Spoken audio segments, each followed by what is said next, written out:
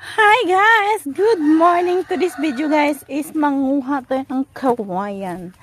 Ayan. So magsugok-sugok tag kalibunan.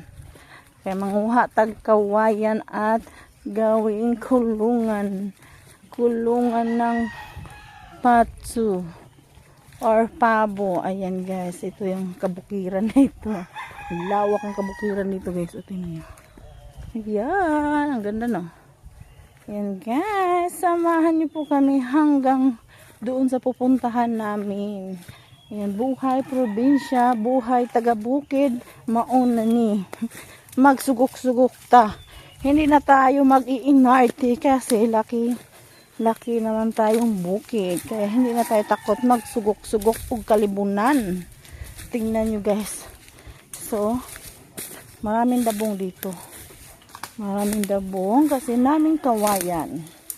Pero dili ko magsugok-sugok ako isa dire guys kana takot mahadlok ko ang akura. Yung partner ko nagsugok na. Magianan ani. Rurut. Tabi pa. Makikigulo muna kami dito sa daanan. Ayan.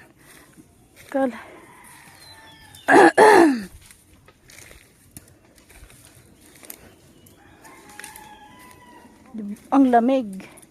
Malamig dito guys kasi daming puno.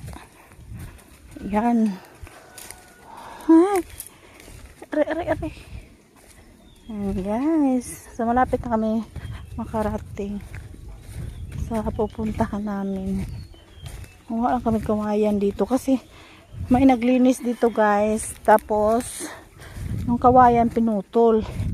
Sayang naman, kukunin namin kasi magagamit siya pang gawa sa kulungan. Yak, may na libang dire.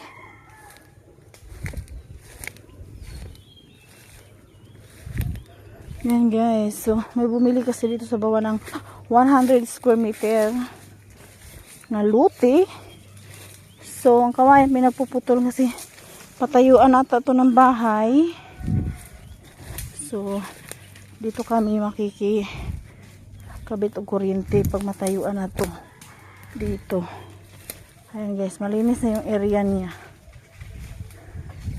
Yan oh, 100 square meter. Maliit lang palang 100 square meter na lupa guys. Tingnan nyo. Yan o, yung malinis yan. Ayan. Diba? Ay, 1,000 square meter. Maliit lang pala. Ayan o, yung partner ko nanguha kawayan. Kasi pwede pa talaga siya ipang kural, panggawa ng kulungan, pang dingding. O, kaysa bibilhin mo, diba? Ayan, linis na o. Kasi nagpalinis yung may-ari, and then tinabi lang sa naglilinis, hindi naman kinuha. Susunugin daw nila yan. Sayang. So kinuha na lang namin kasi pwede pa talaga siya pang kural. Ayan, damihan mo pagdala, mura makag dalon, taglimara. Yung daming kawayan dito, kaso lang kawayan dito guys, binibili talaga. Ako nga nalakyan ko sa sa kawayan. Mahal ang kawayan dito. Yung malaki guys, 300 ang isa. And then yung ganyan oh. Ano daw yan? Ang isa, 30. Diba? Mahal. Ayan, dito lang tayo guys. Kung gusto niyo yung video na yan, paki-share, paki-like, paki-follow na ako. Bye-bye. Ingat.